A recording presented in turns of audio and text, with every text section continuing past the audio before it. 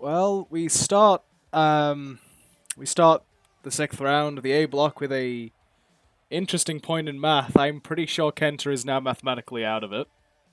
I don't Cause, think. No, yeah, no, sorry, he yeah, is. if he won every single match and Daniel Bryan lost every match going forward, they'd be tied at 10, and Daniel Bryan has already beaten Kenta. So Kenta can't win by this point, but he can still influence the ending of the tournament. He does still have some of the big names left to fight. Also, hi, as always, it's us, Alex Angel and Mr. Radox here on commentary. Yes. Just gonna fill in that gap. My quota. Yeah, just get the intros in properly. I will focus on actually calling the information you.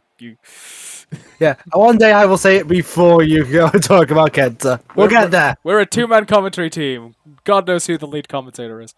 God help us. Answer, Pat McAfee. Pat McAfee can't decide if he's a heel commentator or a face commentator. He's a standing commentator. We've had this discussion. Either way, Kenta's opponent this evening is, one would say, a bona fide legend, and I would call close to being mathematically out of the tournament. Yeah, only at 4 points so far. Yeah, but I think we've had this discussion still. If Kenta wins, they both tie, and then if Bryan wins, they're still mathematically out. Yeah, like that is the thing as we get into later tonight. If Bryan And again, it's mathematically improbable, I should say. yeah, if it is impossible for Kenta, it's improbable for Shawn, I think. Yeah, impossible Kenta loses. Very improbable for Michaels if he wins. Even though he'd be on 6 points. Yes, if Daniel Bryan continues his streak tonight, he will have reached 12 points and might has functionally cinched himself in the winning column. Absolutely, but we have seen upsets. There is a chance. Last week we saw Bobby Roode. Yeah, and Shelton Benjamin actually has points to his name. That is true. That's the thing. Is that Shelton has a chance to still do good in the tournament. Yeah, Shelton does have a chance, and more importantly, he has a chance to unseat the undefeated Daniel Bryan later tonight. Absolutely, Michaels with back elbow. Ed's, of course, more familiar with our New Japan-inspired rule set. Yes, this tournament is inspired by the New Japan Pro Wrestling G1 Climax tournament. Because, hey, don't reinvent the wheel, you know what I mean? And it works. As we mentioned last week, Kenta, wants to get some wins. He can't win the tournament. Wants to get some wins. So has pulled in some more of the members of the Bullet Club. Yes, he has pulled in Machine Gun Carl Anderson and Luke Gallows, aka Doc, as he used to be called. Doc Gallows, the big LG. Or Festus, I guess I could have gone with. That would have been a call. And he didn't win the match last week, but we did see some of the dividends of having people at ringside. I believe it was Carl that broke up one of the pins that would have I would call blatant cheating, and I'm usually the heel here. You can't just pull a referee out of the ring. That's a bit too far, even for me. Well, there is always the unfortunate referee's discretion. Kenny letting it go. Kenny's scared the Bullet Club will come after him, perhaps. I mean, there is quite a lot of members, past and present, including ones we can't name. Like Jeff Jarrett.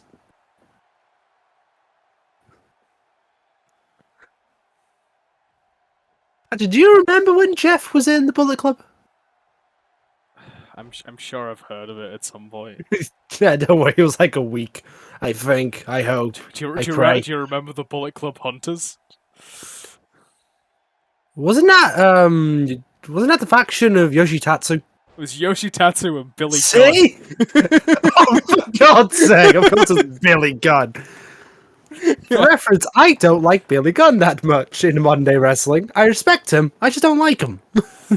That's all I can say. We are not fans of the Gun Club here. Well, no, we're not a fan of Colton.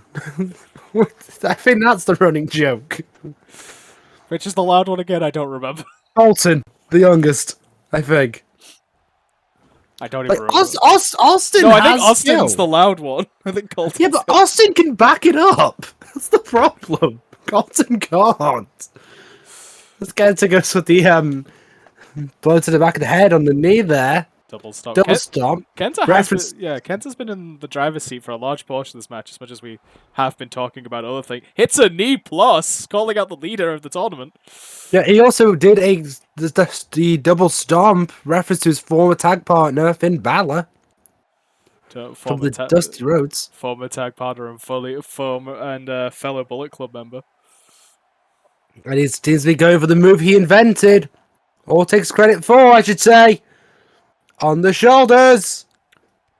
Go to sleep. GTS connects. Shawn Michaels managing to hold on to it again. Kenta winning here could put Michaels mathematically out of it as well.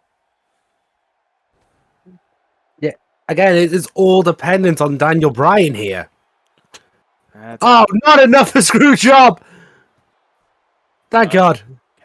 Kenny seeing how the closeness to the ropes. Michaels has worked out the sharpshooter is the meta. Sliding almost all the way across the ring to hit that sweet gym music. Indeed, he tuned out the band, but has he conducted the symphony? Only a 2. Kenta also able to hold on. Both men now hitting each other with their finishes, both men kicking out. Michaels going to the top. Bit of a dangerous game here. Carl Anderson ready to stop him. Kenta on the draw, though. Shawn Michaels wanting to keep himself in contention, if only barely. Kenta wanting to, put another person down in the impossible section. It would be impressive for Michaels to be that person, to be fair. Putting down a Hall of Famer is not easy. Again, Kenta wins this. It could be the nail in the coffin of Shawn Michaels' chances to win. It's nothing to scoff at. Kenta now to the top. Hitting a coup de grace almost. Again, shout out to Finn Balor, former partner, only a 2 still.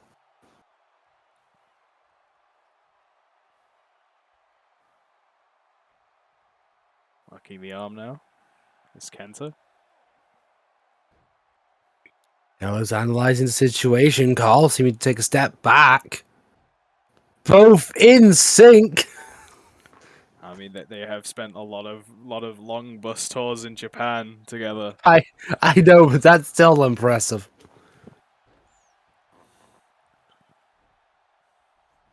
Some people say great minds think alike. Well, I also think crazy minds think alike. So I think that this would count as cheating. That would indeed be cheating, and honestly, that's probably the best result we've had of a dirty pin. Yep. Which is saying something. Running boot wash. In the corner to Shawn. Irish whip. Went for the kitchen sink is counted. Because Woods off the ropes himself. Kenta now with the counter. Now gets the kitchen sink. Yes, everything is used in wrestling, even the kitchen sink. Another just boot to the face of Shawn. Well, the Bullet Club doesn't exactly respect the legacy. To a degree. Does anyone respect legacy? I mean, it was a really dumb stable. I knew you were going to make that joke, and yes, I do. Because it's a new day. It's a new generation. We also had Ted DiBiase Jr. I thought he would have won WrestleMania, okay? You don't have to remind me of my mistakes. Shawn Tuning up the band again after that twisting neckbreaker. As he's looking to conduct the symphony. Sweet Chin music number 2.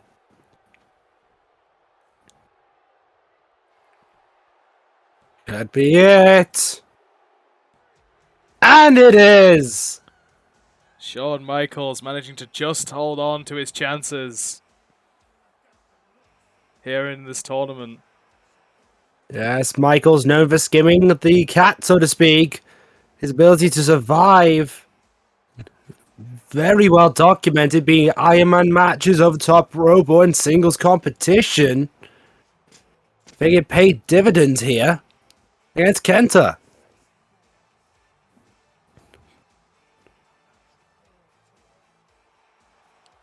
And more importantly, I think Kenta's mathematically out of the tournament.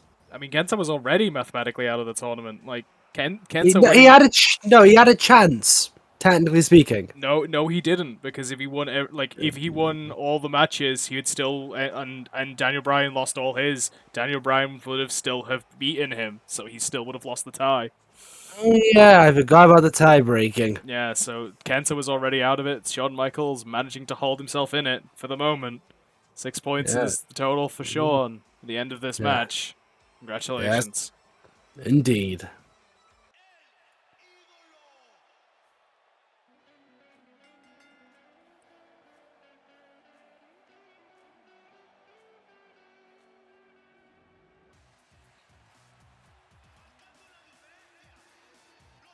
The women's side of Group A has one advantage.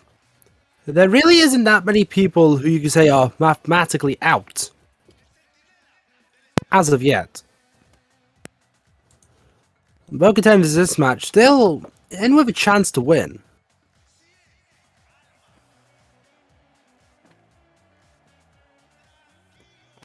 Yes, a lot of people all at 4 points. Half the side actually of the women's division is at 4 points. So our next couple matches are going to between people with 4 points. Yes, and hopefully moving them up to 6, or moving themselves up, I should say.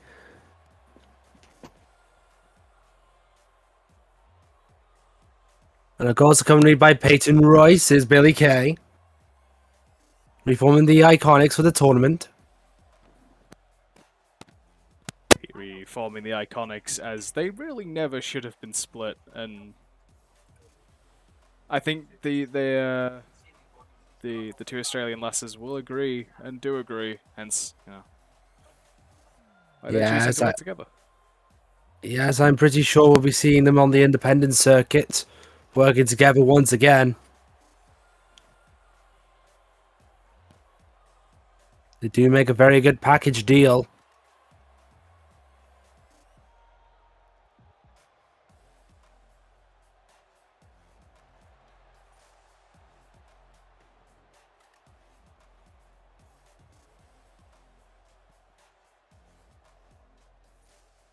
As my feed seems to be a little bit glitchy, I'm going to do my best to report the action to you guys. Yeah. Well, it looked like we are going to start with a lockup, but Zelina just kicked to the midsection. Facebuster. Meteora for now from K. Yes, bringing out some unorthodox offense from both these competitors. Pop-up Hurricane Rana, I believe. Both women with some experience with Lucha game. Both experienced with fairly decent striking game, and I feel like that's probably where a lot of this match is going to lie. Is in the striking and acrobatics, and fair bit of aggression. I do agree with that. I will give the edge to Zelina in terms of agility, it must be said. The lack of height can lend itself quite well. And Royce gonna have to be careful putting her hands in, but just throwing Zelina back into the ring. I think Kenny's gonna let that one slide. Most likely. Peyton acting almost like a lumberjack. I mean, there's nothing wrong with doing that inherently, you know? There's I'm, there's I'm there's a big argument that whether or not like putting your hands on someone counts, because I the rules as written are unclear. well, how I've always interpreted the rule in that regard is as long as you don't cause harm, right? Yeah, An Irish I whip is feel inherently not harmful. I feel like a lot of refs see it that way. Yeah, I feel that's the most sensible way to do it. Like, it's why you see a DQ after someone whips someone into a barricade, for instance. Billie Kay showing again that she can do some of the lucha stuff. Does have that agility in it. Although I would give Kay more of the strength advantage in this match. Most definitely, not even that. The height also plays into it. You get to throw your opponent further, you get to drop them harder. You just get a little more impact out of every move. Especially against someone like Vega. Yes. And I feel like some of the choices Billie have been making so far this match, maybe not playing to that strength, went twice for that split sledge drop and missed both times.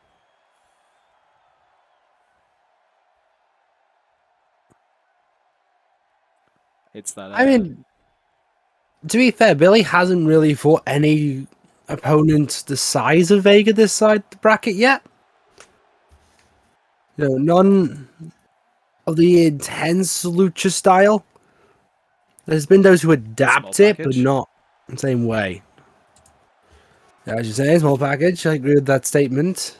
Billie Kay hitting that weird like sidewalk neck breaker we've been seeing her hit throughout Oh, the tournament. Northern Lights bomb. Right.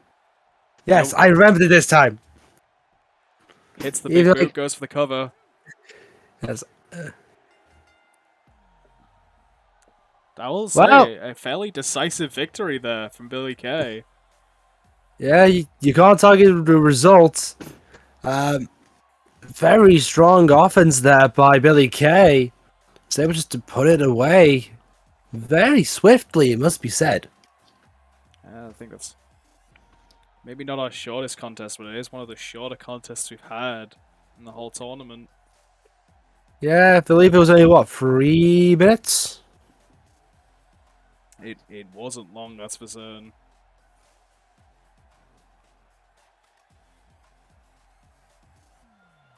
Yes, there we see the pinfall from the big boot. Sent to the ring, nowhere to go.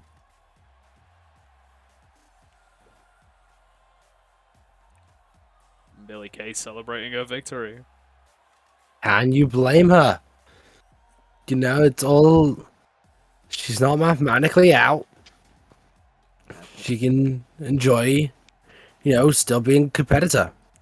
That's her up to 6 points. Most definitely. Well done, Billie Kay.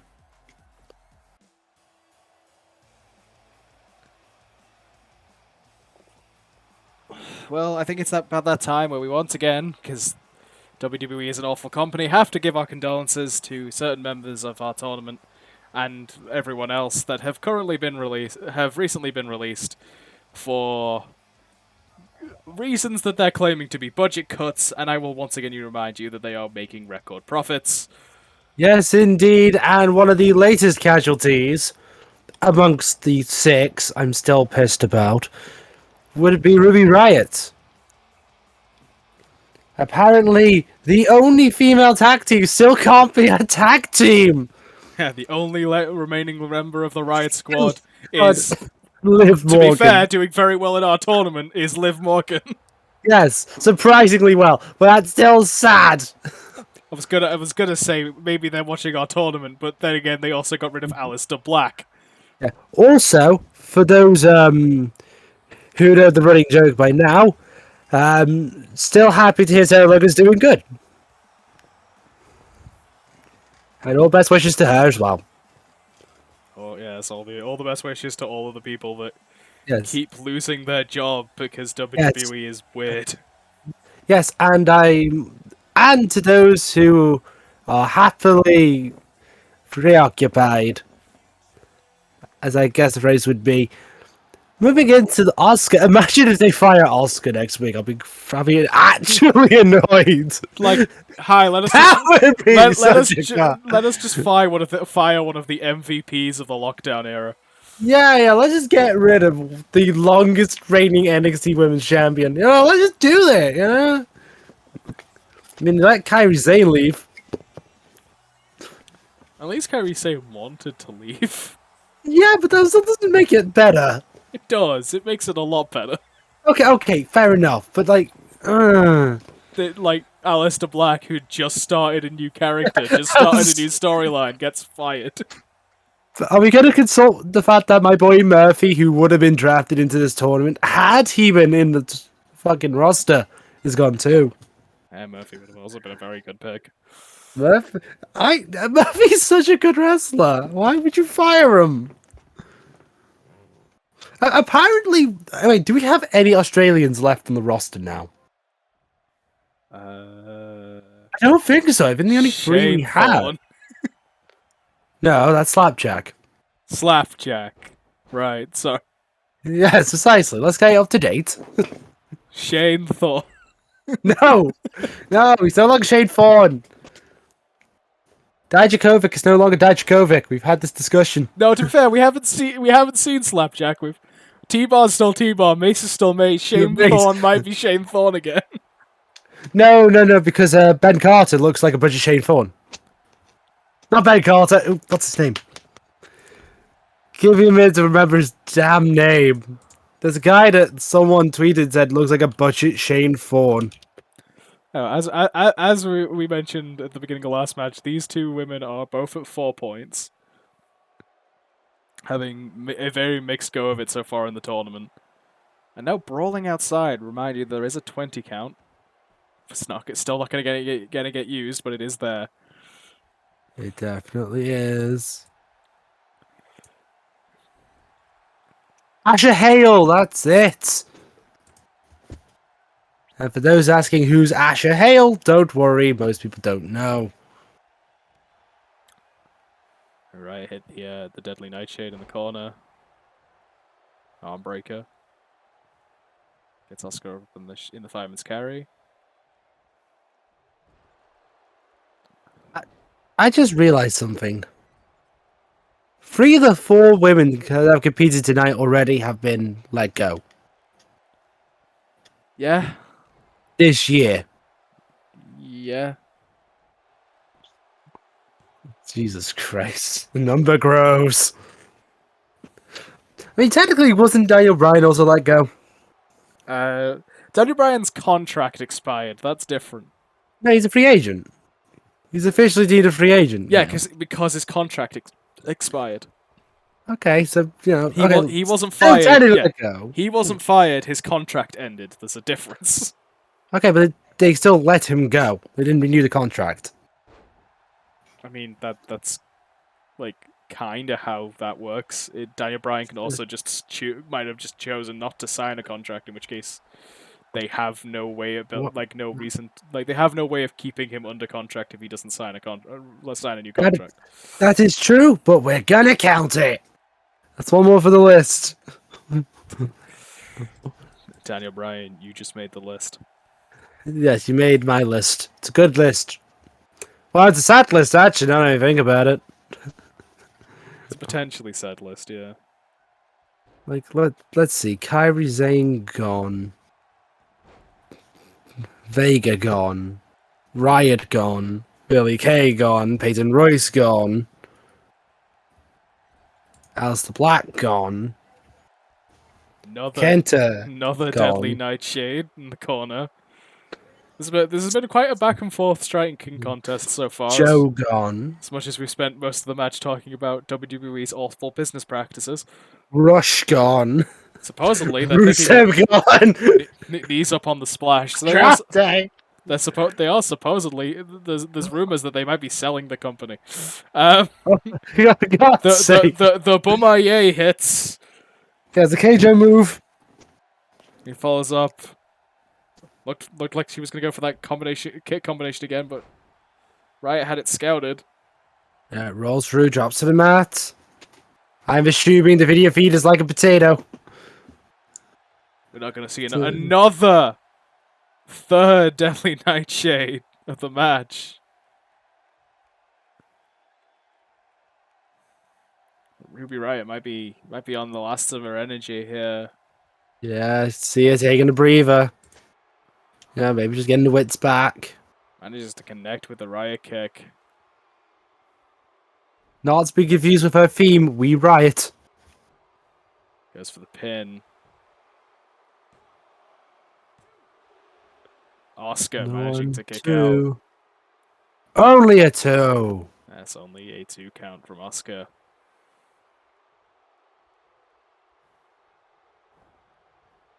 Riott kick, not enough to keep Asuka down. Fireman's carry takeover. Collar and elbow tie up. It's 5 minutes into the third match and we finally get a collar and elbow tie up.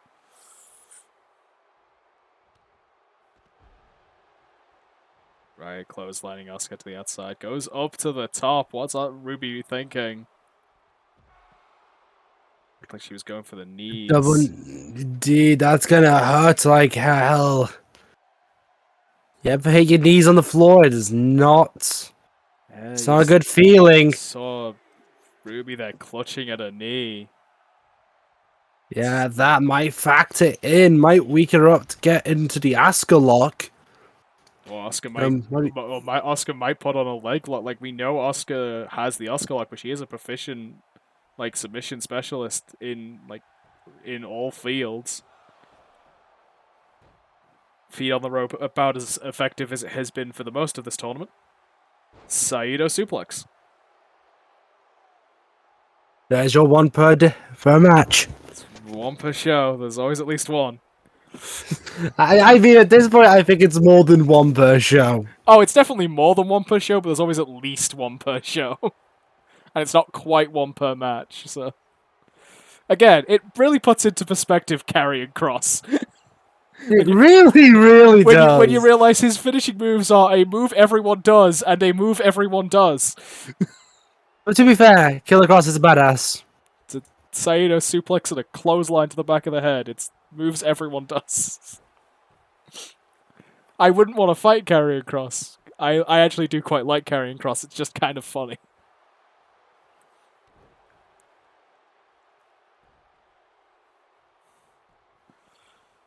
Cover now.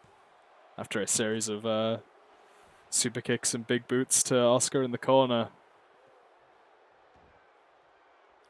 Asuka showing her resiliency, holding on.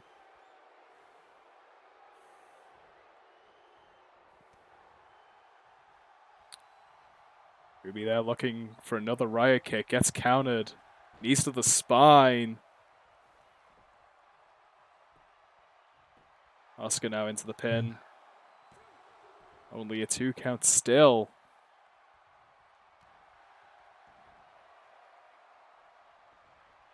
Looking to follow up. Yeah, it's Asuka's prepping. As we've seen this combination before. Combination of kicks to the midsection followed by that big spinning heel kick. It's put out a couple people over the past few weeks.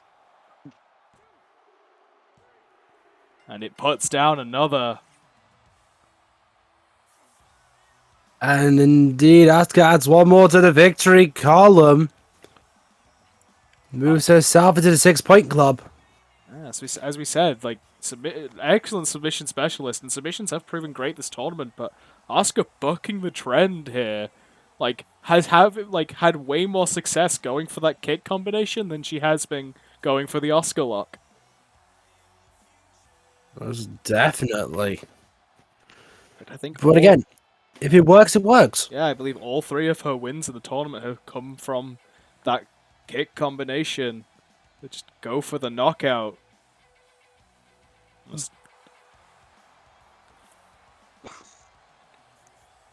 Using those educated feet, Asuka gets herself 2 more points.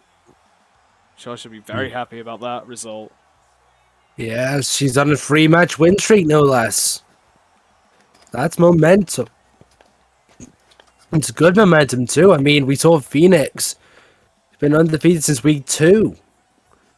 She's first place at the moment, so that could really put some wind in her sails. Some well gained momentum for Asuka.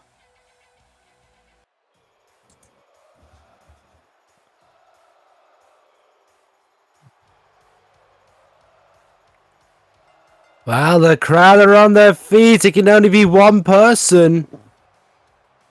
The smartest man in the roster, as he would claim. Sami Zayn. Well, the smart people back in the back have done some math, and it does seem like Sami might also be mathematically out of it. Yes, thanks for calling me smart. Again, seemingly to be simply just because he's already lost to Yeah, our Forerunner.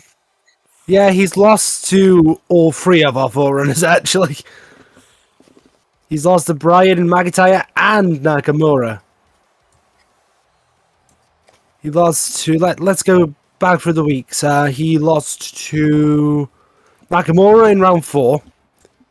He lost to... Where is he? Bryan in round 2. And he lost to McIntyre back in round 1. So, yeah, he's not really doing too crash hot.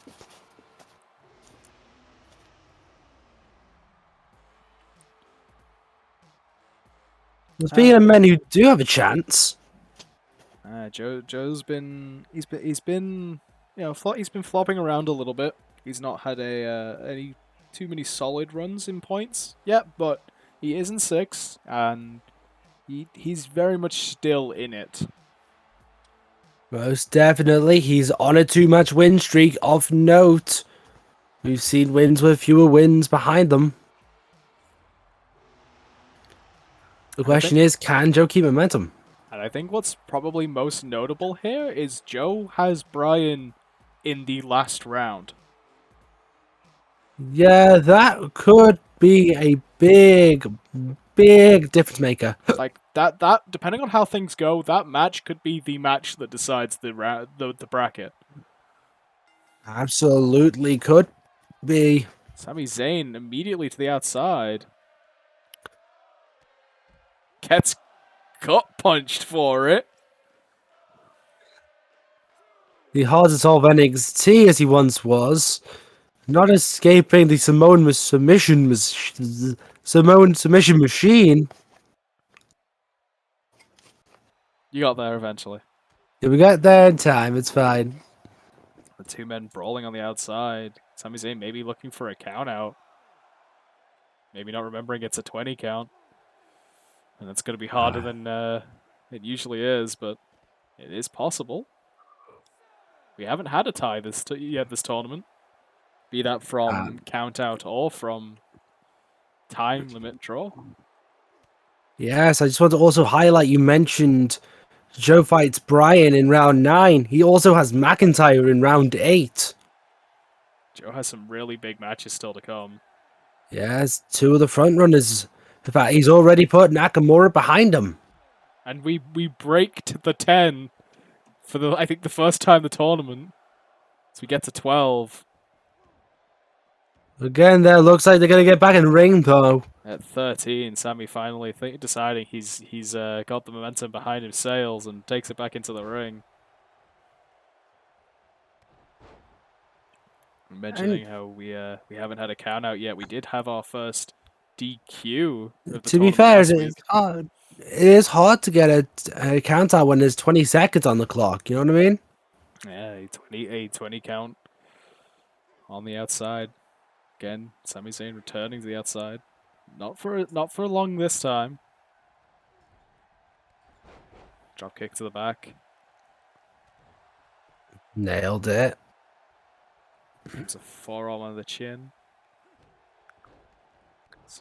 No, you gotta think. Sami wants to dissect Joe here. It is quite a handy thing. The Koji clutch has been useful for Sami. It's been his only way to win so far. His one win has been from his submission, the Koji clutch. Samoa Joe having quite the variety in his wins. Even getting a Chimera Plex win in the last round. Indeed, he did win with the Chimera Plex against Ricochet, no less. Just the sheer endurance of Joe. Sami up to the top. Splash, keeping the hands behind the back, but Joe with the wherefore to get the knees up. All the pressure getting focused on Sami's chest and his midsection.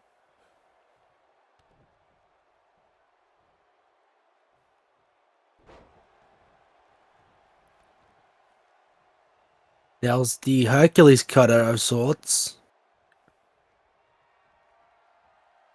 Standing Uranagi from Joe.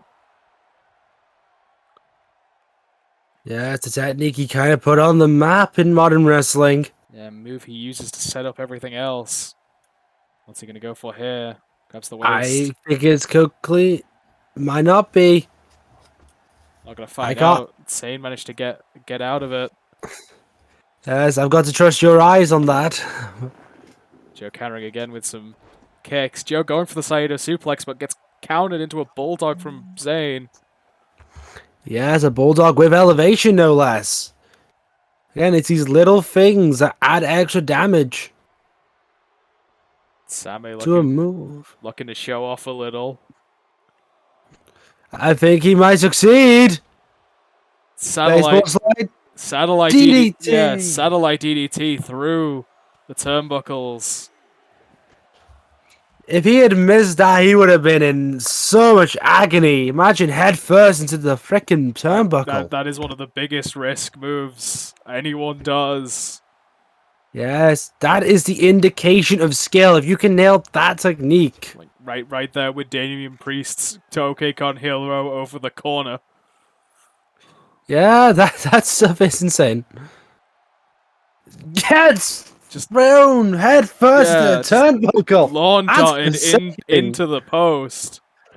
As I was saying, it hurts. Yeah, like there may be casing, but that's still a steel turnbuckle. I mean, now that is the ring post. That is an LED board. That is technically true. Now that I think about it. Right. Elevated backdrop by Joe. That is really lots of really small bumps of strong glass. Yeah, it hits like a truck. It's a board of LEDs. It's not flat. Yeah, it's rugged. To some degree. Samoa Joe trying to make Sami Zayn humble. Sami Zayn getting out. He's thrown out.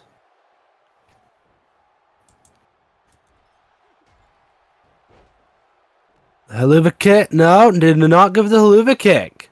Interestingly enough. Yeah, goes for a forearm. Goes for the dirty pin. Goes about as well as every other one.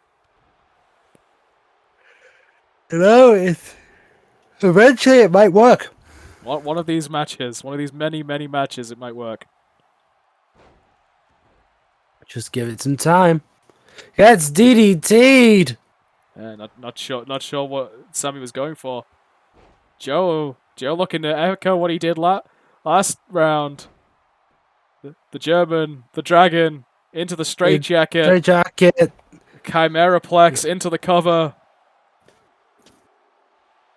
Locks the arms. Zayn managing to just pull himself out of the last moment. That is a technique that you don't see very often because it's very much an expertise move. You have to know your suplexes quite well to nail them. Yeah, to transition from one to another. Stunner over the rope sends Joe to the outside. Sami looking to take it to the outside as well. Sami just throwing Joe back in, calling him up. Might be looking for something off the springboard. Yes, don't see springboard often. I think he's just trying to taunt, maybe. Yeah, maybe not the wisest move. Gave Joe way too much time to recover. Joe a minute. now. Muscle Buster connects. The technique that put Tyson Kidd away. Goes for the cover. A very dangerous technique could be it. Bringing out the banned techniques, my lord. It's not It's not banned here, sir. I know. I meant it just general. It's a very impressive move. Is the Muscle Buster? I think topped only by the Kaneko Man Buster, which is just the Muscle Buster but plus spin. Yeah, and it's not even that. It's on the shoulder. It's not even to the mat. Yeah. No, it's straight down. You have no protection with the Kaneko Buster. It's a nightmare. But the Muscle Buster is a very dangerous technique, and it speaks volumes to Zayn's ability to survive. The Joe pulled it out of nowhere. Yeah, managed to wheel his way out of the bridge from the Chimeraplex, which again, both the Chimeraplex ends at a straitjacket. The Chimeraplex ties up the arm for the cover. That is all lower body for the kick out. Yeah, and again, just nailing the Muscle Buster. It's considered a dangerous move for a reason.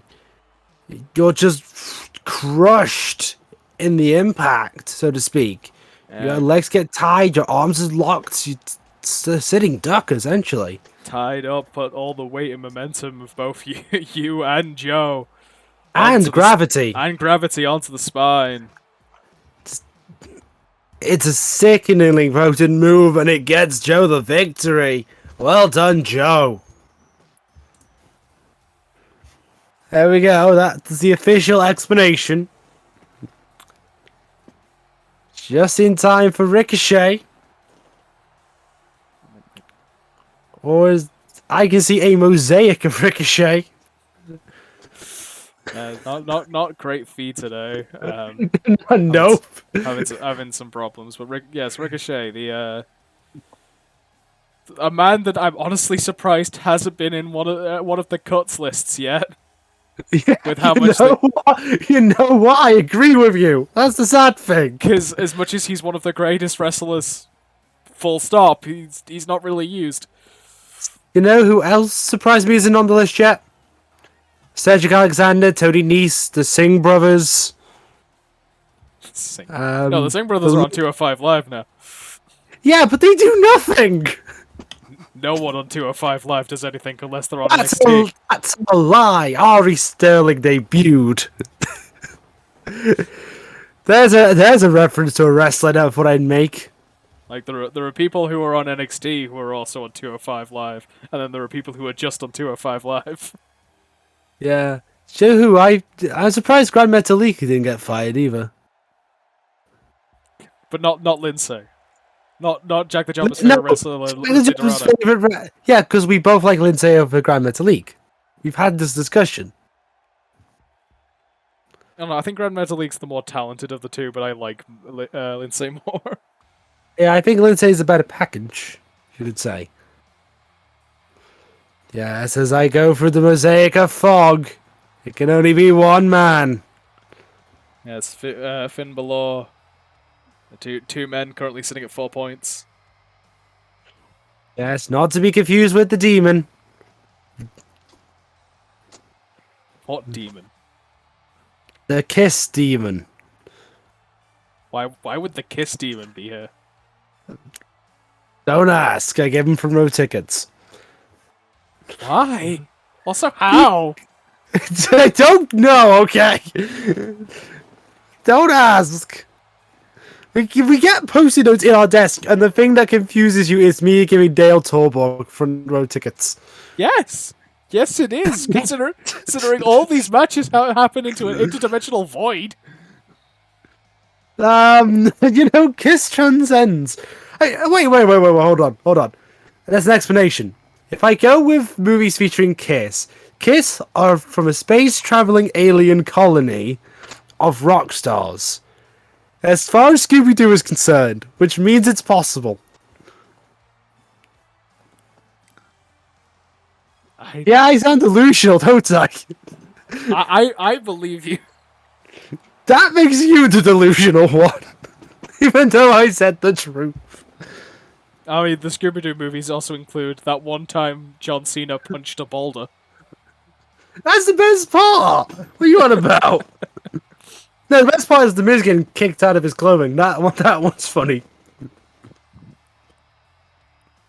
Or the fact that Stardust is a thing. Or that Sin Cara is a significant character. Yeah, no. He is a MacGuffin. He's the Deus Ex Machina. My dear friend. God, I should eventually review those movies. Anyway, the match is underway. Well, that's certainly a video series idea. Oh, God help me. Gotta find a way of watching all of them, though. I mean, I have them all, so that answers that question. We start the action with some strikes and a roll-up, so maybe not exactly how people thought Finn Balor and Ricochet would start. Well, I mean, I thought it would start technically, so I'm kind of disappointed, but I'm kind of not. Ricochet retreating to the outside, Balor follows. Go behind. Multiple forearms to the back. You know, we talk about the LED board. We talk about the striking game. Both of these men have a formidable striking game. You know? Yes, both fantastic athletes, both decent, both solid strikers, both very good at the high flying. Slides out the back door, clubbing to the back. A lot of shots to the back and neck throughout this match so far. There's one to the midsection, drop kick, countered. Yeah. Yes. Both of these men with educated feet. There's the example. Both of these men, I think, are familiar with Japanese-style tournaments. Both men having experience. I believe both men having G1 experience. Both men definitely having Best of the Super Juniors experience, though. Yeah, I believe both of them were in both. I know if Bálor was in G1. I just don't know about Ricochet. Pretty sure Ricochet was. I hang on. Let me do my handy dandy job of researching. Super kick avoided. Flying forearm.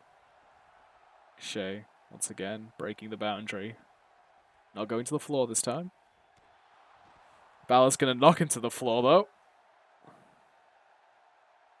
G1 Climax result. He was at the G1 Climax. Yes, that is the G1. In that case, maybe. Maybe, but I can't tell because the link doesn't actually go to the damn thing. Wonderful.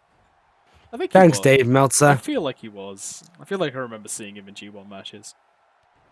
And not just opening tag matches. Yes, when I click stuff about Ricochet, I don't expect Leo Rush. I'm happy to see Leo Rush, but that's not what I expected.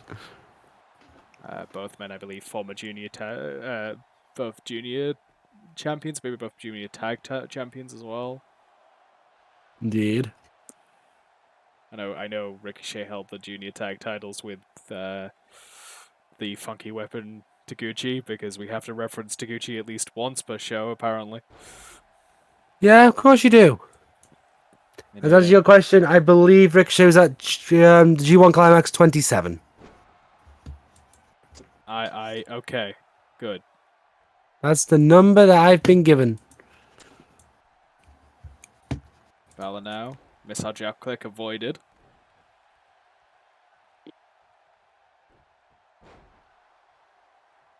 Gets rung over.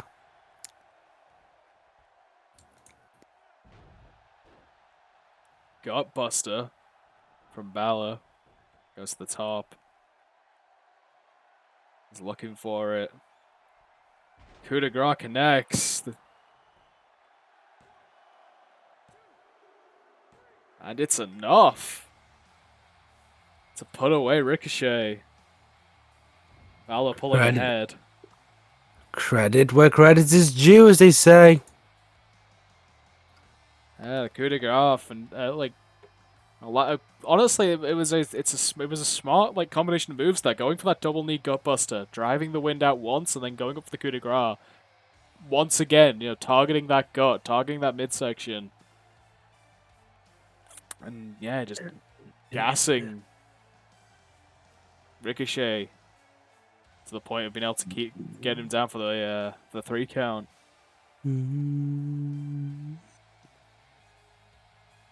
we see some of the replay here. An impressive victory nonetheless. Dodging the 630.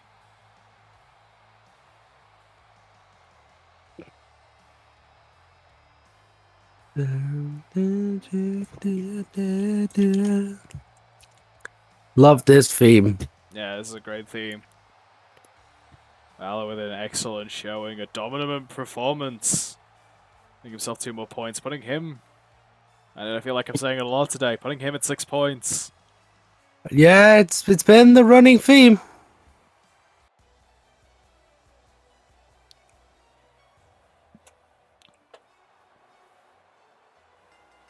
We continue on with more of the women's division action, with Sonya Deville currently sitting at 4 points, taking on one of our forerunners here in the A block, Dakota Kai. Absolutely, the Vale's not had the best win record. Bit stop and start places. Did win 2 weeks ago against Naomi. Lost last week to Asuka, of course.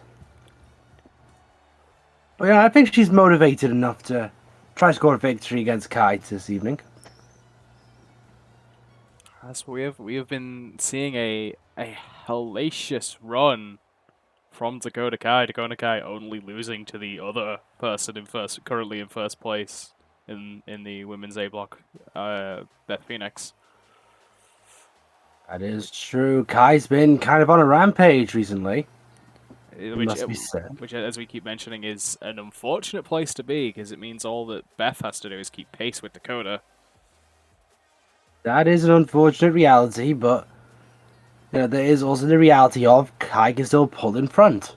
Yeah, I was about to say, I think that though, like, as much as that is a unfortunate set of circumstances for Dakota Kai, I think it puts much more of the pressure on Beth to keep scoring points. One slip up and Kai can take ahead of you, and the tiebreaker no longer matters. So That is absolutely true. The ball is metaphorically in Kai's favor in that regard. They should be looking to get a victory here against Sonya Deville. that's two proficient strikers starting with a lockup. Yeah, this is a lockup also in the house of Sonya Deville, you would assume. Sonya Deville showing that she does have the slight power advantage here. So that's the aggression, just clotheslining as soon as she gets the opportunity. Yeah, relatively clean break, but following it up, definitely some sense of aggression, some sense of, just intelligence of you don't want to give too much space between you and the opponent. Absolutely not, especially with Dakota Kai. She's a very agile fighter. Very proficient with running strikes. So Yeah. keeping the enemy close is not a bad idea. I think Sonya's best game plan is keeping close. We do know Sonya has some ability in submissions, so that might also be a good strategy to go for here against Kai. Absolutely, clubbing blows there by Deville. Drop down into the high knee there. Yeah, bicycle knee there from Dakota Kai.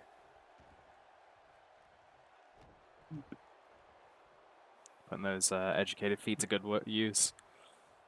Absolutely, looking to score a pinfall early. Only a 1 count.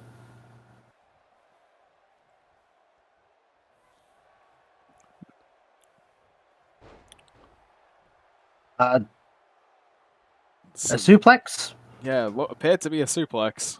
Yeah, I was confused for a second. Physics seem to have vanished again, but that is the nature of ethereal planes. Apparently. Corner to corner goes Kai. Shoulder Corner tackle. spear. or indeed a corner spear. Both perfectly fine descriptions of that move. Yeah. Followed by an alley-oop. I love the alley-oop. I don't know why. Body scissors now, wearing away at Dakota Kai. I'm trying to squeeze some of the air out. Kai fighting out with a series of elbows. Yeah, I think we're definitely going to see more wear-down tactics from Sonya. I think that's more so in her repertoire as Kyrie returns the alley-oop with an alley-oop bomb. Yes. Off the avoidance of the second attempt of that running shoulder tackle. Maybe Sonya going to the well once too often there. Cover. Just about a one. There's not much improvement in terms of pinfall duration. But that's lucky on spears. A lot of assault to the midsection in Sonya's game so far. Trying to take out the core. I mean, it's a good tactic for exhausting the opponent, most definitely.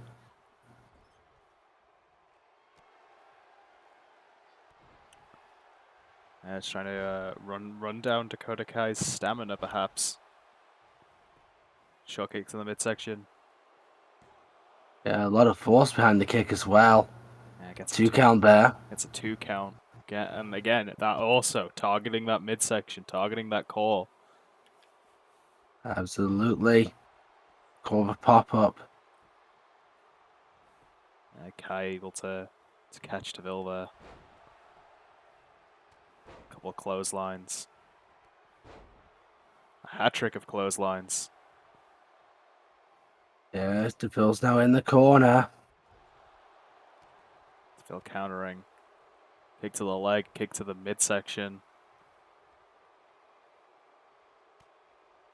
Over reverse DDT, misses it, gets suplex for the troubles. Kai now sending Sonya back to the corner. Kick to the midsection. Off the ropes. A running boot wash. Yeah, leaving Deville out to dry. Goes for the pin. Only a 2 count. And not enough to put Deville away. But might be looking to finish it. Might be looking for that move that's been winning her so many points in the tournament. Kick to the midsection, off the ropes. There's a setup. Chiropractor connects. I think maybe a bit too close to the ropes. Too close to the ropes. We've not mentioned it too much during this tournament, but Dakota Kai, a relative rookie, especially compared to some of the other people in this tournament, and it's one of those few times that the lack of knowledge just causing mistakes for Dakota. That may be the case. I do believe Kai is still the veteran of this match, however. I could be wrong on that, of course. It would not be the first time. Yeah, it's very possible. Sonya Deville, one of the few people from the last series of Tough Enough to actually make it onto TV. God. Was that the one with Cameron? It was the one with Cameron, wasn't it? The last series of Tough Enough was the one with Patrick Clark. Oh, God. Who was, so it was the one with Cameron. Damn it. Who was, and I will point this out already, with NXT before Tough Enough came on. So good times. But yeah, Kai is the veteran of this match by about 8 years, I believe. It's Look at the official numbers. That's for the Heat Seeker. Beautiful technique there. Shoutouts to MJF, I guess. Looks Carry on the momentum. Going for it again. Chiropractor. Kai playing smart. Yeah, learns from a mistake before. Pulls away from the ropes this time. That could be it. Definitely 2 of them take the wind out of your sails. And it will be enough. Yeah, Dakota Kai making a small mistake in that match, but able to recover from it. Yeah, to be fair, it is quite the common mistake. You do see a lot of that happening in this tournament. Just poor positioning. So it Oh, is an that. easy mistake to make in the heat at the moment. Yeah, especially with that time limit. Even if you've only got. Sorry, even if you still have like half the time left, you're still going to be conscious about that. And you still want to have a quick victory, so to speak. So either way, it was definitely a decisive victory. Sonya tried to put up a fight, but 2 chiropractors was enough. Yeah, and And a heat seeker, no less. yeah, I think you know Sonya had a plan going into this. She was clearly targeting the midsection of Kai, but Kai able to just tough it out, outlast Sonya Deville, and keeps herself in the lead for now. Definitely congratulations to Kai taking temporary lead once again. We'll see if that does maintain later on tonight. Well, Phoebe's not incorrect. Bianca Belair is on her own this evening, as she's been the entire tournament, in fact. And it's not been serving her too well. Only with a single victory throughout the tournament is at the bottom of the A block for the women's side. Yes, in fact, her only victory comes from Billie Kay, no less. Which would be more relevant if Billie Kay was at the top of the position, but, you know, it's something. I mean, Billie Kay is climbing her way up. Currently sits at 6 points, which That is is that is true. which will either be third or second, depending on how this match goes. Brie Belair, known for being a very powerhouse style for the women's division, But but it's nice to fight someone I think a bit more yeah, she of might an be expert. outclassed in that regard tonight. Yeah, it's hard to say that Phoenix is not the example of a strong powerhouse style. Yes, Beth Phoenix, as we mentioned, our other forerunner currently sitting at 8 points, wanting to win here to keep ties and keep pace with Dakota, of which, again, she already has the tiebreaker. So as long as she can keep up with Dakota, she will win. But again, Yeah, as I said, I think that puts more pressure on Beth than it does on Dakota. that is most definitely true. But it must be said that Phoenix has kept well under pressure. She hasn't buckled too much this entire tournament. Yes, I think one loss in the first round and then undefeated since. Yes, indeed. Beth, just trying to jog my memory because it was week 1. Lost to Ruby Riott, I believe. Which again, like it says something about like the top and bottom. Like we had last week, we had Bobby Roode as well. Like it it being out of the tournament doesn't mean you're not important, and you very much can make an upset. Absolutely. And that's not to say Bianca's out of the tournament. I haven't done the math, and I don't know if anyone else has. I certainly don't have the notes anywhere of whether or not she is mathematically out of it by this point. Well, I mean, I can calculate it real quick. Give me a moment. Let's see. Running splash Uh, there from Belair. let's see. Belez lost to Naomi. Lost to Asuka. Lost to Kai. I think this week kind of determines it. In Yeah, a way. I imagine already losing to Kai and also losing to Phoenix, losing to the two forerunners probably mathematically puts you out. And losing Just to Naomi, who is 4th. Technically joint 3rd. yeah, is in contention. We will see later tonight. Her and Baszler go off for who gets to advance in that ranking. Yes, most notably, Bella does face Baszler in the final round of Group A as well. So as I So mentioned, that could play. even if Belair becomes mathematically out of it, she doesn't become insignificant. She still has some of the big players to fight and could could play spoiler for their run.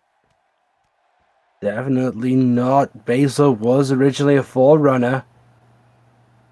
Carried the momentum for weeks, got knocked off the perch. It's still possible for Belair to take it.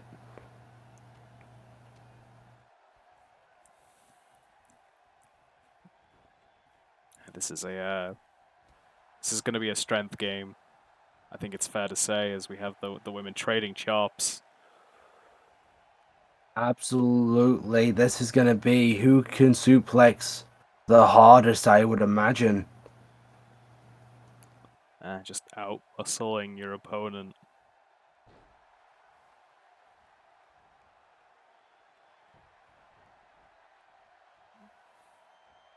Despite the power thing, I think it suits Bella to take the pace, but we've seen this. This is the move that Beth's been implementing so far in the tournament.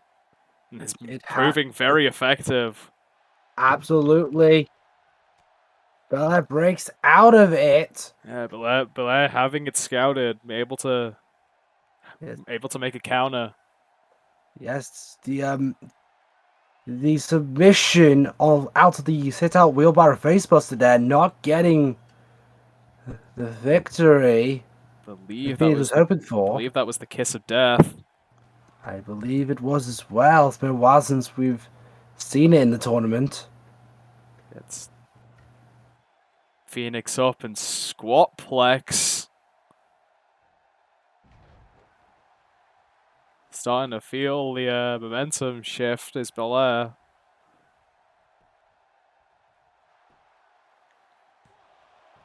Only getting a 1 count. Hitting signature offense and showing off like that, you gotta think that's a bit demoralizing to only get a 1 out of it. Most definitely, but again, here's the thing. Beth is a Hall of Famer for a reason. Whether you agree or disagree with it, she has shown her skills. Ooh, and I believe she's going to demonstrate it once more. Looking for it, gets her up. I thought it was a Phoenix Slam and going to see the Phoenix stretch instead. Yeah, I thought we were going to see a full glam slam there, but no, like maybe that's a shout. Like I've mentioned it a few times, but Belair has been doing that, like not hitting the glam slam properly move this whole tournament, and maybe that's just a dig at Belair. Like, oh, you want to copy my move but do it wrong? Well, so will I. I mean, that's possible. We're going to see a power bomb reverse to sunset flip. Yeah, roll up. Kenny into position. Countered. Broken up the 1 count. Beth now. Stretching the arm. And there is the strength, just lifting Belair with just 1 arm. Yeah, the whole weight of Belair by just Belair's arm. Beth Phoenix breaking the back. I do think we're going to see it now, though. I do think we're going to see it. Hooks up the arms. Glam slam! Glam slam with the face bouncing against the ropes. Belair's hair being held down by Phoenix as well. You noticed. Yeah, so gets the 3 count. This keeps Beth in contention. This keeps her in the lead. This keeps her in first place, technically. Absolutely. This put in the situation of tiebreakers. It absolutely does. There was the the Phoenix stretch, as I'm going to refer to it. Yeah, again, as I was saying, like that is the way Bianca Belair has been hitting that move throughout the tournament, and maybe that is just maybe just Beth calling her out for it. It's absolutely possible. And you called that as a powerbomb. I think that might have actually been Belair going for her finisher. It might have been, but still a powerbomb position. Yeah. You gotta think maybe Phoenix applied her weight behind it to offset it. You know what I mean? Be it just the heat of the moment, or again, that could be veteran instincts for that counter. Like, counter definitely did something to turn the tides of that. Yeah, especially if you saw the pin again. Phoenix held down the hair of Belair to ensure the head couldn't just jolt up with a freak count. Right, you know what I mean? That's also veteran instincts. It shows why she's the pack leader. It's veteran instincts, and I think the greater strength and power game here nets Beth Phoenix 2 more points and keeps her in first place. Congratulations to Beth Phoenix.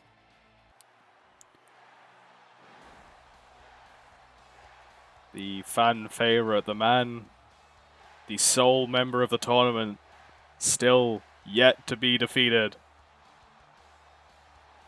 Doesn't that sound like deja vu? Didn't we say that about Aleister Black last week? Well, Aleister Black was the sole man on his side, but now Aleister's lost. Bryan is the only man left to hold the title of undefeated. Yeah, we've seen it happen before. We could see it again. I don't think the fans believe it's going to happen, though. Bryan's been getting the most audible chants this tournament. And I think even more poignant to the point you were making, that match last week, Aleister Black versus Bobby Roode, that was someone in last place on their last possible opportunity to stay in the tournament, beating the undefeated, and Daniel Bryan's opponent tonight is in the exact same boat. Yeah, this could definitely be history repeating itself. There is no way to tell until we start the contest. But you gotta think, maybe Benjamin was watching Bobby Roode beat Andrade and might be using that No, he as lost motivation. to Andrade. He beat Aleister. Sorry, I confused the names. I still can't believe it happened, to be honest. But you gotta think, maybe Shelton was watching that match just to see if it was possible. You know what I mean? So Shelton now, as we run the math, is the only person at 2 points that can still win it, but only if he wins tonight. Yes, mathematically it is possible. He is not out yet. But this is literally his last chance. He has to win everything going forward. And that starts by knocking off the undefeated streak of Daniel Bryan.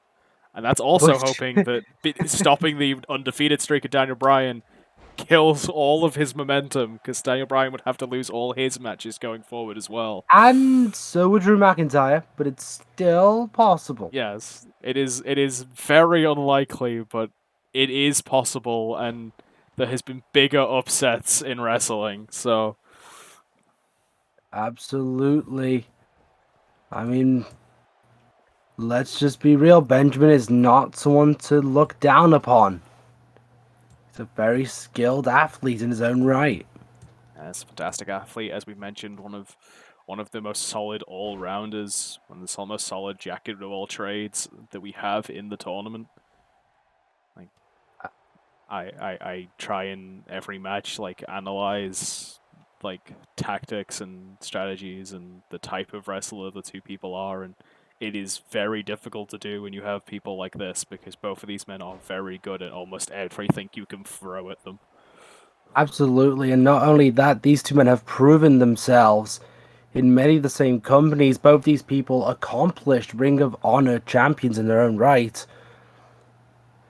Specifically, Benjamin in the tag division, but still impressive outing during that run. Quick Hurricane Rana there from Daniel Bryan. Now, I think Benjamin kind of has to rely on the amateur wrestling background he's had since day one. Yeah, it's something that Bryan hasn't had to face that much of throughout this entire tournament. I would tend to agree. Yeah, I think in this instance, Shelton's biggest strength is probably his amateur game. Keeping Daniel basically just halting Daniel's momentum and keeping him grounded and wearing away at him is probably your best strategy. Absolutely. This is the man who used to team with Brock Lesnar back in the amateur days. So he has been in prestigious company. There's always an opportunity. Bryan over the backdrop there. into a Dragon Sleeper.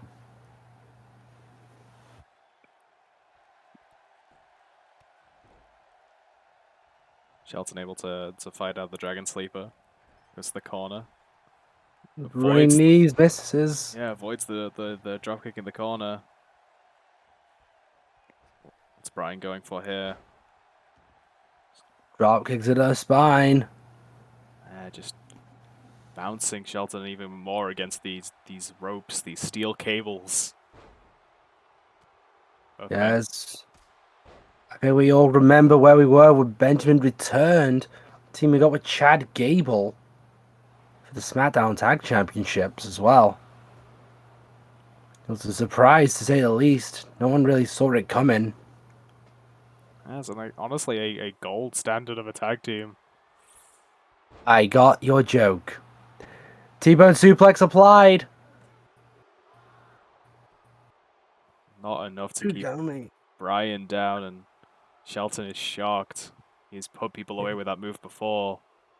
Yeah, Benjamin kind of readopted it. About 2 weeks ago, I believe. Now, he was trying to rely on the complete shot, but he's been trying to go back to his old ways. Rely on trusted techniques. Speaking of trusted techniques, there's another Dragon Sleeper. Yeah, after another set of those stomps, like the chest, the head, the neck, and to some degree the arm. I think we can see Bryan starting to work his magic, starting to pick away his opponent. And there is Benjamin's power game. Yeah, I was going to say there is one other strength that I think Benjamin has in this match, and it is quite literally his strength. I mean, look at the size of Benjamin. I've said this before. Benjamin is not small by any regard. Goes for a dirty pin. Goes about as well as every other one. I think it's just a second instinct. You know what I mean? I think maybe the leg stopped the contact. Beautiful kick to the head there. How's Benjamin going to follow up? Kick to the midsection. Pile driver? Wait a minute. I was thinking pile driver, power bomb gets flipped. We'll never know. Yeah, I think he was looking for a pile driver, but Bryan able to get out of it. Tiger suplex. We haven't seen him pull out a tiger suplex in a while. Kenny is down. Kenny, not a weak ref though. We'll get up quickly. Yes, our maroon shoed man is a very talented man when it comes to getting back up. That's why we rely on him. Bryan's looking for the yes kicks.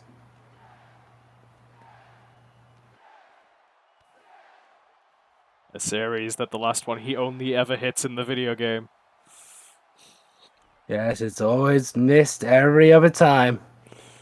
It's just an observation. Only a 2 count on Benjamin. Yeah, Shelton managing to stay in it after the yes kicks.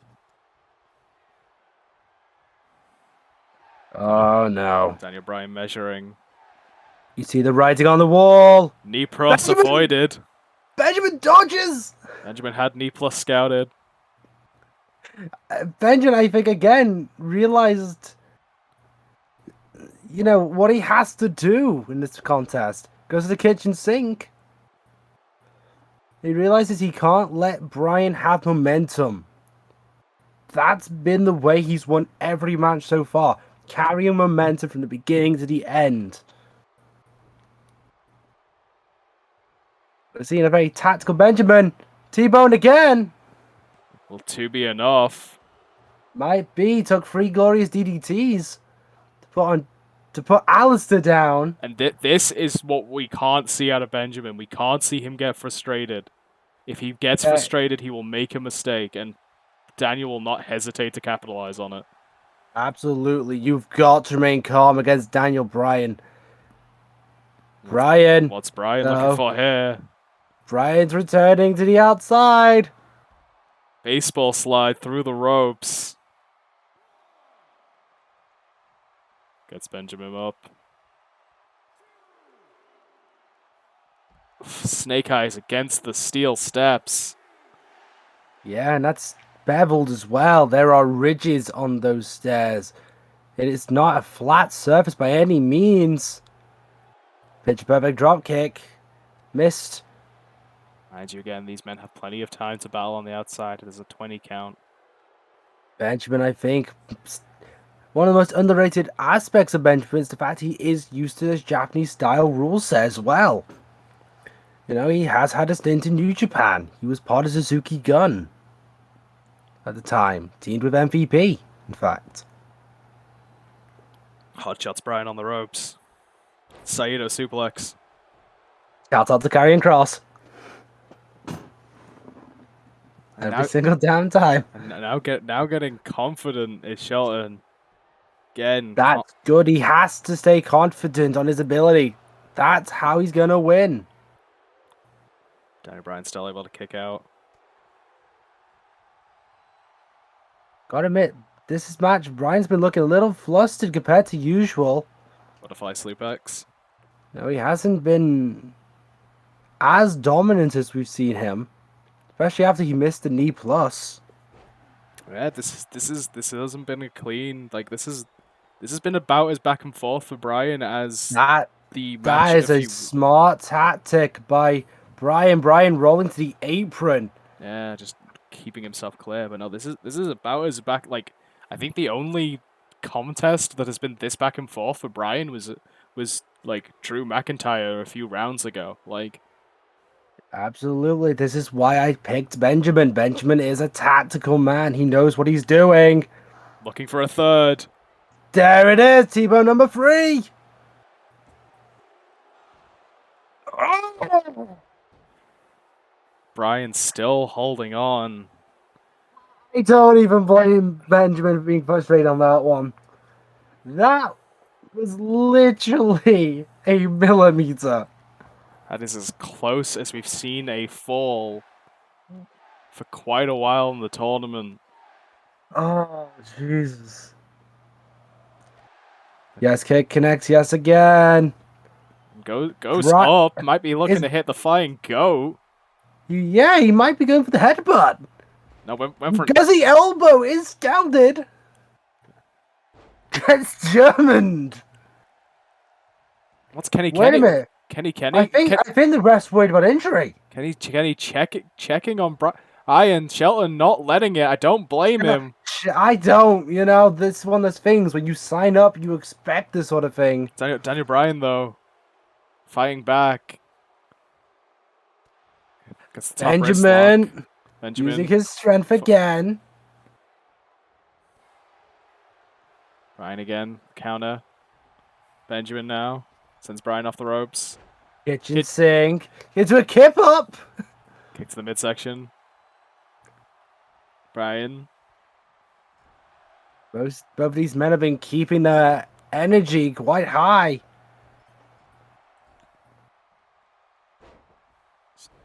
Bouncing Shelton's head against the turnbuckle pad, and now... Wait, what is Bryan thinking? Wait! Looking for the label lock. Classic. Locks it in. And it's over. Shelton not able to repeat the history of last week, but with an excellent showing. I think really defining why he was picked to be in this tournament. Absolutely. He survived 11 minutes. One of Benjamin's longest matches. One of Bryan's longest as well. You know, he came within fingers distance of winning. It must be said he gave Bryan a run for his money. This was not enough this evening. And yes, it's we haven't really mentioned it, but that is the 12th point for Daniel Bryan. That kind of sets him in place to win it. I mean, never say never. As I always say, there's always a chance. Benjamin mathematically out. Well, Daniel Bryan can't possibly get 12 points, but Credit to him. It is worth mentioning, Daniel Bryan does face Nakamura next round. And so our main event could have a lot of ramifications going forward. Absolutely.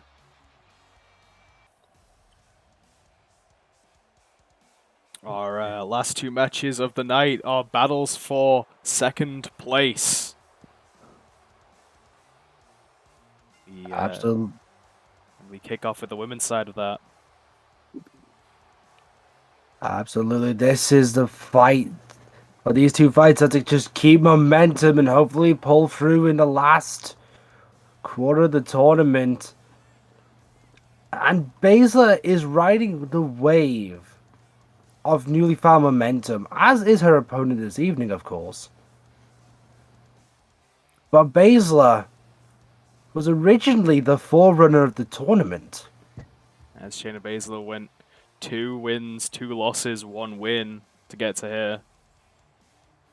Yeah, Baszler and Kai originally tied. But fortune has not favored Baszler for whatever reason it may be. Regardless, this could be her chance to get back in contendership.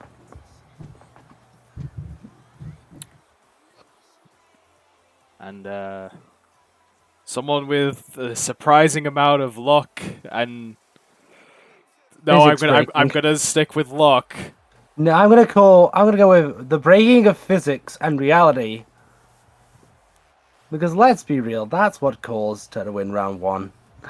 It's Naomi going win, loss, win, which for anyone playing the pattern game does give Shayna Baszler a significant advantage. And for anyone looking at this match on paper, it also gives Shayna an advantage. I feel like on paper, Shayna shouldn't even. This shouldn't be a contest for second on paper. This should be Shayna winning. This should just be 2 more points in Shayna's dominant run, but Shayna's just Shayna lost to Zelina Vega. Yeah, and apparently, according to this game, Naomi happens to be better than Baszler, which I find hard to believe in any reality. We got to keep NXT below the main roster, even if it means putting Shayna Baszler. The fact that is a thing is just a sad reality. Collar and elbow. Next should be telling me Andrade's as good as the Big Boss Man. Jesus. Wasn't Adam Cole as good as the Big Boss Man? Both of them are the same level. Okay, good. But if you ever want to do a fair contest, apparently Andrade Almas and Big Boss Man is a fair contest.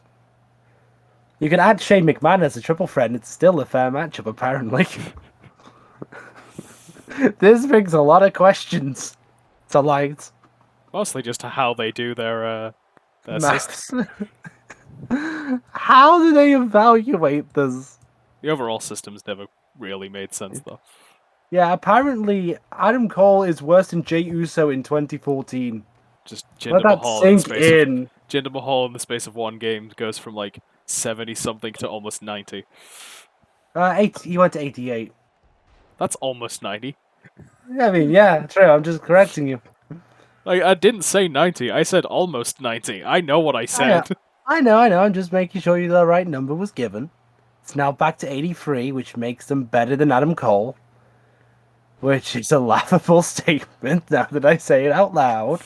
No, I realize as we do this more and more, it just becomes a podcast whilst also watching wrestling. But I mean, sometimes you just gotta vent. So sometimes there's dumb stuff in wrestling we need to mention while we're doing this tournament. Yes, for example, Naomi is currently winning. Yes, this has been a surprisingly back and forth contest. Yes. I should state that I'm completely biased towards Shayna Baszler because I don't like Naomi at all. I believe they're both my picks.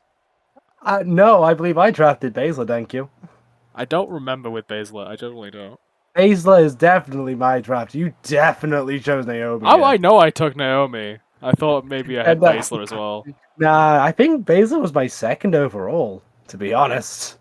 I I forgot who I drafted pretty much immediately, so This is why I kept notes. this is why I told you to take notes. But I took notes on all mine. I Yeah. felt that was the most relevant way to do it. No one say we're unorganized. Yeah, Luther's no one's saying press we're there unorganized. from Naomi. As the ladies get to a 5 count. I'm flabbergasted Naomi is winning. Genuinely. Naomi sending her to the inside. That's an elbow to the neck. Thought she was maybe gonna go for a springboard, just leaps in instead. I have to give Naomi credit. She's athletic. Yeah, like Naomi's talent. That's the only credit I can give. Split leg moonsault. moonsault connects. Shades of John Morrison. Naomi might be looking to put it away quick. I bloody hope not. But again, poor positioning. Oh, no. Though. Feel the glow locked in. No, I think Baszler just kneeing. Baszler had it scouted, I think. Not letting Naomi lock it in. Gets the knees. Yep. That's a tactic, though. That's just removing momentum. If you know you can get out the submission, just let the opponent waste energy. You know? Just be careful not to let it get locked in fully. Absolutely. But Baszler is the submission specialist on this side of the bracket. Yeah. So to me, this is just her being smart and tactical. You know, getting the knees to the head.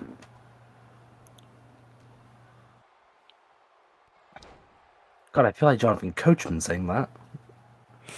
Like as much as Naomi has gotten like at least one of her wins due to luck and poor physics and Carmella. Two of her wins due to interferences. The second one was a bit weirder though. Yeah, let's just say one victory. I'm happy to acknowledge. Because the last round there was interference from everywhere, and it was a real weird time. Kenny high-fiving Naomi. Kenny, this is not a high-five contest. Shayna, looking for something. Yes, Shayna's gonna bring out the skill. Maybe looking for the Kirifuna driver, gets countered. Rear view. Yes, KO'd. And she calls that the rear view. Please no. For God's sake. And for what is maybe the first time for fucking ever, the rear view gets a win. I'm crying. How? I would understand if it was the frickin' Field of Glow, because okay, I've credited the Field of Glow. Yeah, the Field of Glow is a good submission, but the rear view just won the match. Oh God. And Naomi continues her list of really weird wins plus one with an actual submission. Yeah, one good one, 2 interference, and a rear view. What an intriguing set of events. But that does indeed put Naomi in second place. Surprisingly. For those of you who believe commentators curse, congratulations, we both had that. Do you want to know what's really funny? What? Naomi versus Beth Phoenix is in round 9. Oh God, no. No. This is 100% possible. No, please don't be. Please, ethereal gods, don't make us so. Oh God. I guess congratulations, Naomi. I guess I'll say it.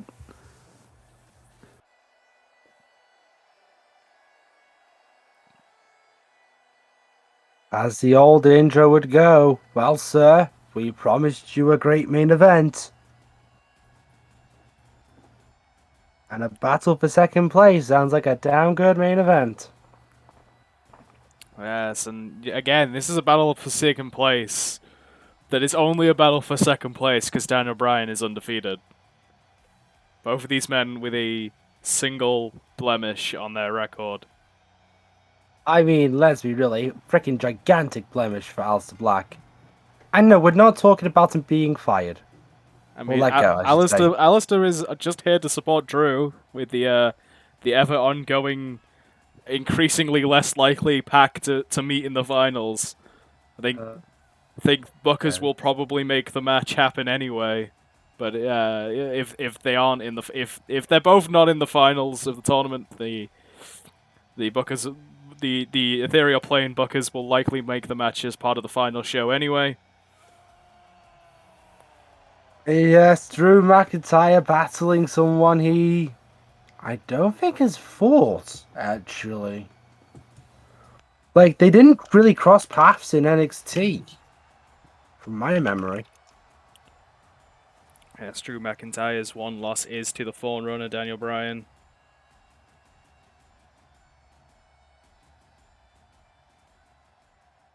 It turns out I would be correct on that assessment. I don't believe McIntyre has faced Nakamura. And Nakamura's one loss is to Samoa Joe, who currently is it? also in second place. Yeah, but let's be fair, it's Samoa Joe. There's no shame in losing to Samoa Joe. So all of the losses here are all up in the top. So we look going forward. As I mentioned earlier, Nakamura does have Bryan next round, and Drew has Samoa Joe in round 8. So there are a lot of these big matches still to go, and more so, Samoa Joe Daniel Bryan is a round 9 match. It's a last round match. So we have a lot of big Indeed. matches going forward. Absolutely, both these men, Royal Rumble winners in their own right. Shinsuke would fight AJ Styles. McIntyre would take on the Beast Brock Lesnar. They've been allies too. Members of Team Flair. Back at Crown Jewel 2019, there's a flashback for you. Yeah, you remember when that was a thing? Yeah, you remember when Ali, Ricochet, Reigns, Rusev, and Shorty G beat Bobby Lashley, Drew McIntyre, King Corbin, Randy Orton, and Shinsuke Nakamura? Me neither. Because it sounds on paper like it was a complete one-sided affair. We start off with a Godbuster from Shinsuke.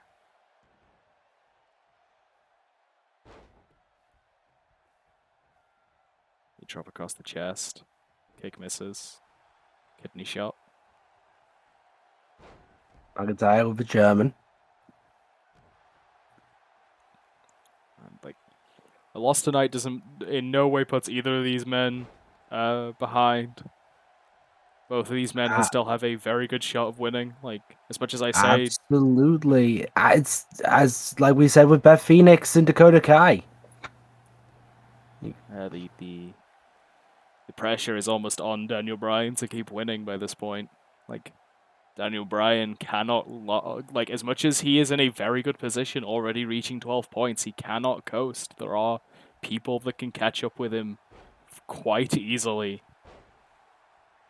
Absolutely, and you gotta think Bryan's thinking about next week. If Nakamura wins, Bryan has to fight Nakamura.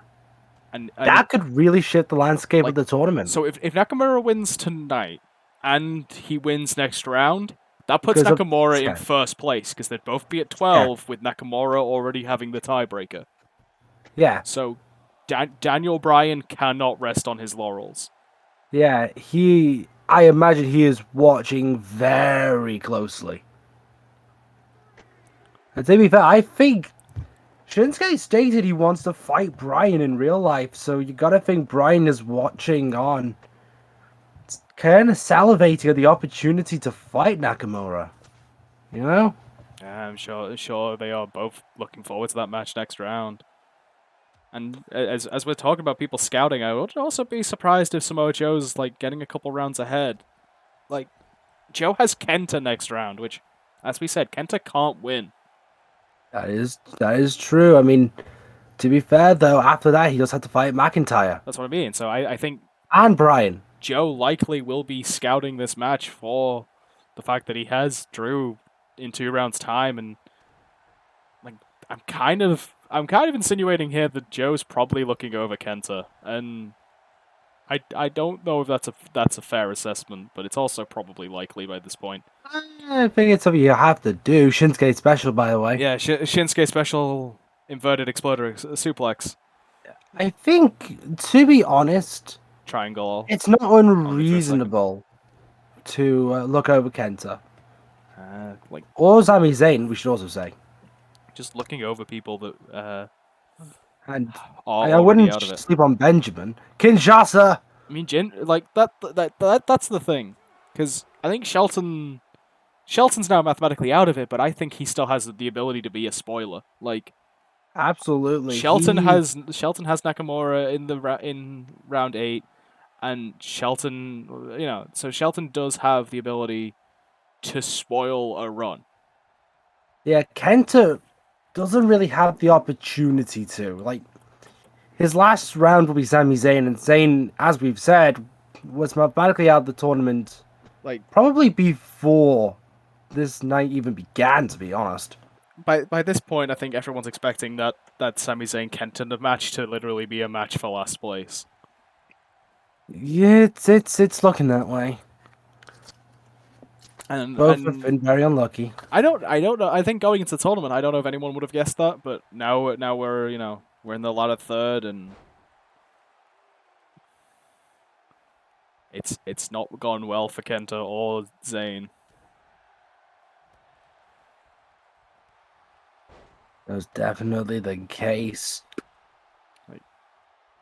As we said, Shelton mathematically out of it, but has been putting on like hellacious matches. I think probably the unsung probably one of those like a lot of his matches will be remembered even though he's lost all of them.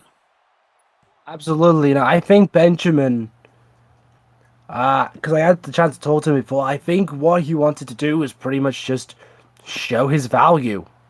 That's a good kiss. You know, always have a backup plan with this sort of thing in case you don't win.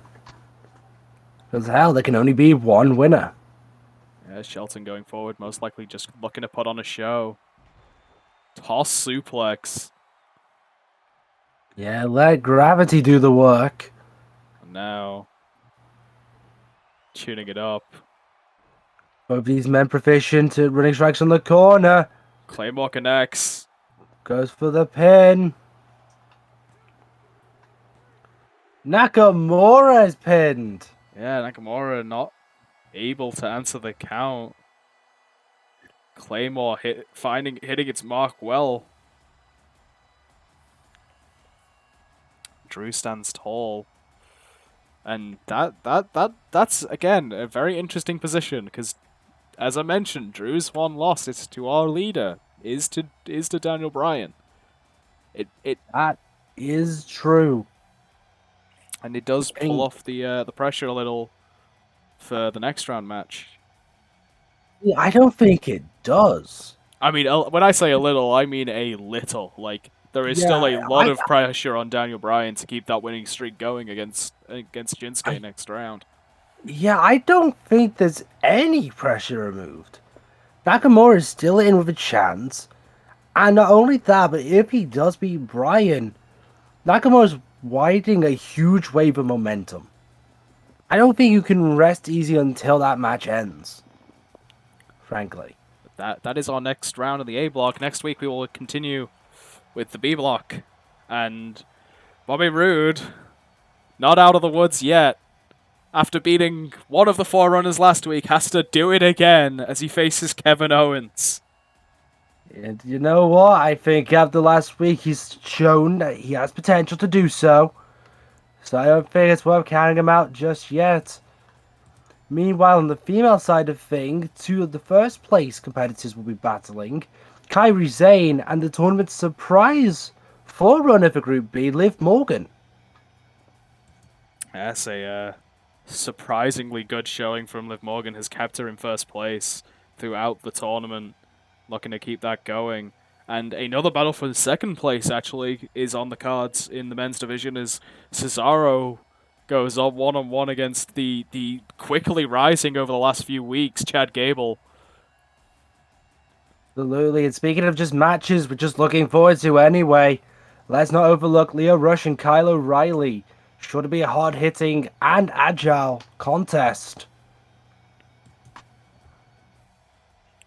Have a lot of big matches coming up. Leader and Page, I think, should also be a fantastic match, one to watch. And there's also a battle between two people with 6 points, so a lot to play for there. And that is all next week. But for now, we can congratulate the winners of the night. We gawk at the standings in amazement of who is in first and who is in last. As And always. As always, as we get ever surprised in how this ends up. We are Alex Angels, and as always joined by Mr. Radox, and we'll see you next week. Ta-ra! Take care.